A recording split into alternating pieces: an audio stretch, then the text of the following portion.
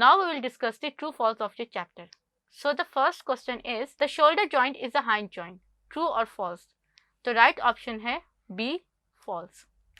Second है, the tendons connect the bones together at joints. True or false?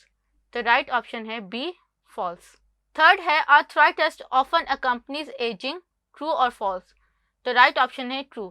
क्योंकि arthritis जो होता है वो हमेशा 40 ईयर्स के बाद होता है और आपके जब कार्टिलेज वक्त के साथ साथ जो होता है वो वेयर ऑफ होना शुरू होता है तो वो आर्थराइटिस होता है. फोर्थ है, calcium provide energy to the muscle contraction. True और फॉल्स? तो राइट आंसर है बी, फॉल्स, क्योंकि कैल्शियम के बजाय एटीपी प्रोवाइड करता है एनर्जी. फिफ्थ है, मोस्ट ऑफ द स्केलेटल काइमेटिस cells are non living. True और फॉल्स? तो राइट ऑप्शन है ट्रू, क्योंकि हमेशा याद रखें कि स्केलेटल काइमेटिस सेल्स डेड सेल्स कंसीडर होते हैं.